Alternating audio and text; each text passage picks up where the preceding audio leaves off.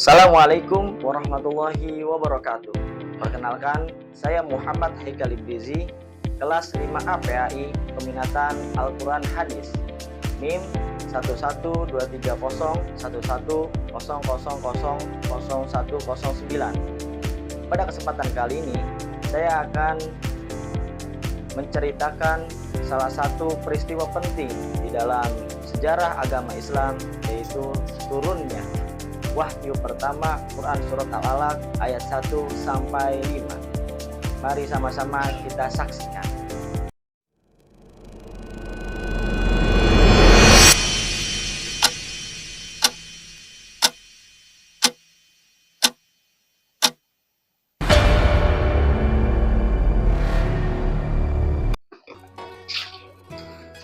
Pada tahun 570 Masehi, lahirlah seorang manusia yang diutus oleh Allah Subhanahu wa Ta'ala ke muka bumi ini sebagai rahmat bagi seluruh semesta alam. Beliau adalah Nabi Muhammad Sallallahu Alaihi Wasallam, Rasul terakhir yang diutus oleh Allah Subhanahu wa Ta'ala ke muka bumi ini untuk menyebarkan dan mendakwahkan agama dan juga ajaran Islam. Rasulullah Sallallahu Alaihi Wasallam lahir di daerah Jazirah Arab, di mana kondisi lingkungan pada saat itu masyarakatnya gemar melakukan kemaksiatan. Ada yang berjudi, bermain wanita, menyembah berhala, bahkan sampai membunuh anak perempuannya sendiri. Rasulullah Shallallahu Alaihi Wasallam lahir pada tahun gajah, di mana pasukan Abraha ingin menghancurkan Ka'bah pada saat itu. Akan tetapi berkat doa dari Abdul Muthalib yang waktu itu menjaga Ka'bah, Allah Subhanahu wa Ta'ala mengirimkan pasukan ababil untuk memusnahkan pasukan Abraha. Rasulullah Shallallahu Alaihi Wasallam lahir dengan kondisi yatim. Pada saat ibunya mengandung 2 bulan, ayahnya Abdullah meninggal pada saat itu.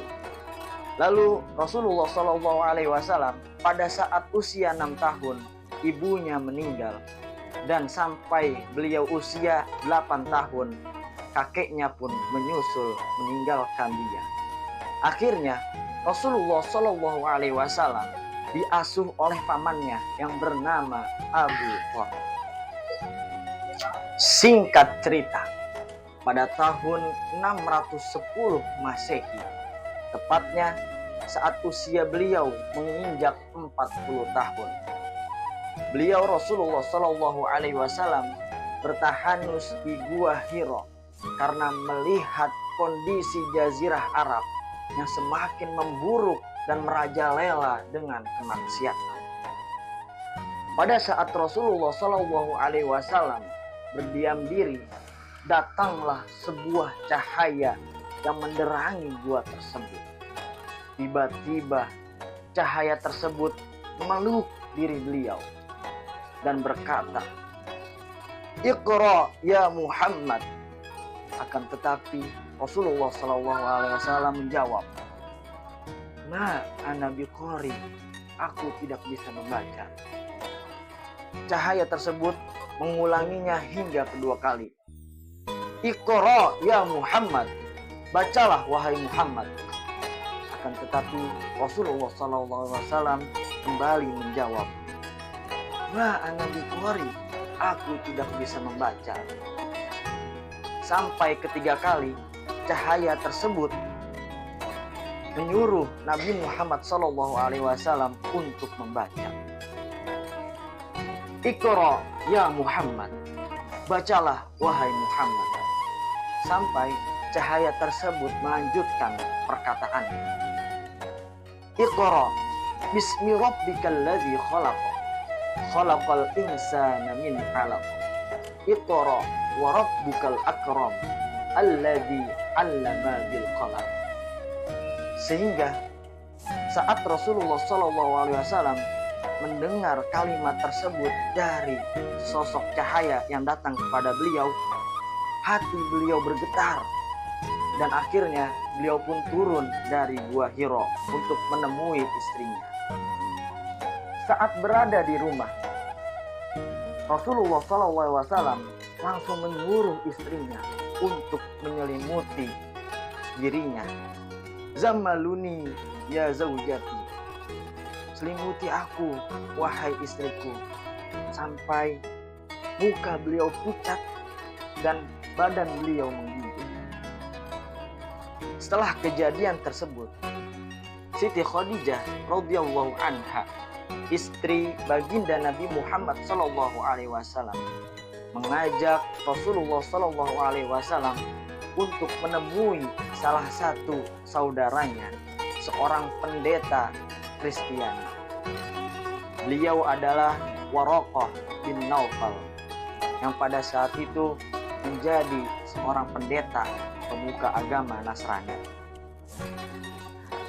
Rasulullah SAW menceritakan hal yang terjadi kepada diri beliau saat berada di Gua Hiro, sampai Waraqah bin Naufal, seorang pendeta tersebut, mengucapkan kepada Rasulullah SAW bahwasannya sesosok cahaya yang datang kepada Rasulullah SAW pada saat di Gua Hiro adalah Namus ataupun malaikat Jibril alaihissalam, yang waktu itu pernah juga datang kepada Nabi Musa alaihissalam.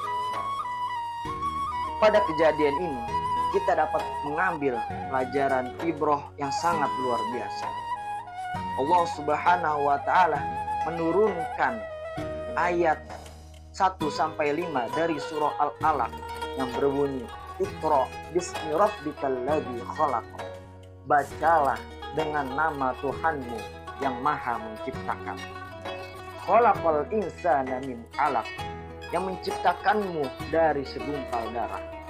Iqra wa rabbukal akram. Bacalah dan Tuhanmu yang Maha mulia. Alladzi 'allama bil qalam, yang mengajarkan manusia dengan sebuah pena. 'Allamal insana ma lam ya'lam, yang mengajarkan manusia dari yang tidak mengetahui menjadi ketahui.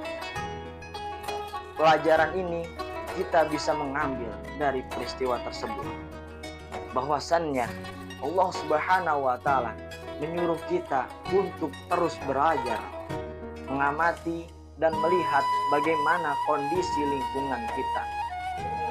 Lalu Allah Subhanahu wa taala menjelaskan bahwa manusia diciptakan dari segumpal daging yang dibentuk menjadi tulang belulang, memiliki darah, dan dimasukkan ruh ke dalam jasad manusia tersebut. Lalu yang ketiga, Allah Subhanahu wa taala mengajarkan manusia melalui pena, dari yang tidak mengetahui menjadi seseorang yang mengetahui segala sesuatu. Quran surah Al-Alaq ayat 1-5 ini merupakan wahyu pertama yang diturunkan Allah Subhanahu wa taala melalui perantara malaikat Jibril kepada Rasulullah SAW untuk mengajarkan manusia bahwasannya manusia lahir dari segumpal darah. Lalu Allah Subhanahu wa taala menyuruh manusia untuk membaca. Membaca merupakan salah satu jembatan untuk kita sebagai manusia mendapatkan ilmu pengetahuan. Dan yang terakhir, kita perlu ketahui bahwasannya ketika kita sudah memiliki ilmu pengetahuan, Allah lah yang memberikan ilmu pengetahuan tersebut. Karena sesungguhnya manusia lahir dalam tidak mengetahui apa-apa. Lalu karena pena dan ajaran yang diberikan oleh Allah Subhanahu wa taala melalui perantara para ulama, melalui perantara para nabi, sehingga kita sebagai manusia menjadi manusia yang sempurna dan mengetahui segala ilmu pengetahuan yang ada di dunia ini.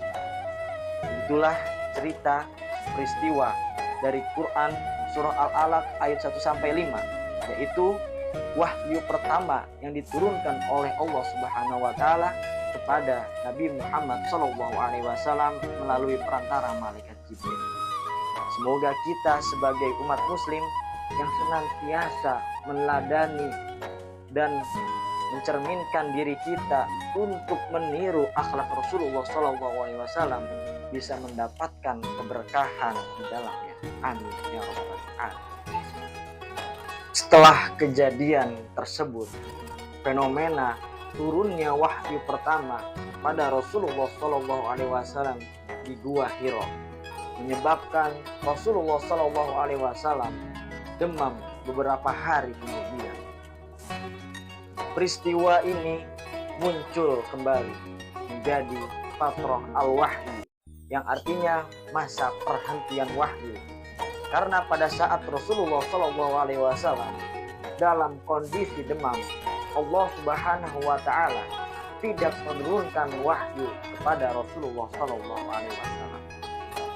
Maka pada saat beliau Rasulullah SAW sedang beristirahat, tiba-tiba saja malaikat Jibril alaihi salam turun kembali kepada Rasulullah SAW dengan menurunkan wahyu kedua, Quran surah Al-Mudaththir ayat 1 sampai dengan ayat 2 yang berbunyi, Ya ayyuhal mudaththir qum fa'anzir, yang artinya wahai orang yang berselimut, qum fa'anzir, bangunlah dan berikanlah peringatan kepada seluruh manusia.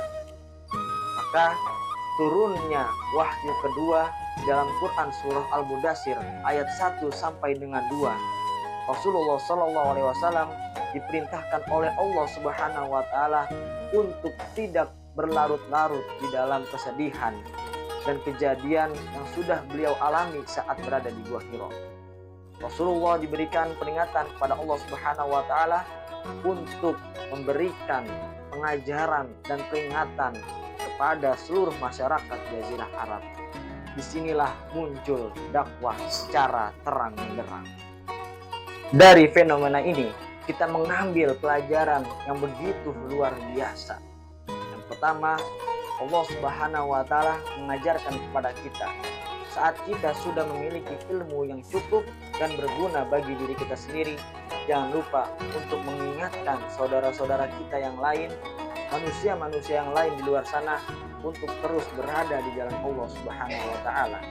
Dan yang kedua, Allah Subhanahu wa Ta'ala mengajarkan kita, saat kita berada dalam kesedihan ataupun gundah gulana, kita tidak diharuskan untuk terus berlama-lama di dalam kesedihan tersebut.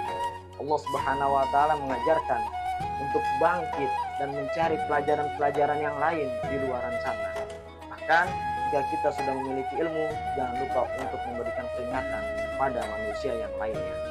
Demikian yang dapat saya sampaikan. Kurang dan lebihnya mohon maaf. Wassalamualaikum warahmatullahi wabarakatuh.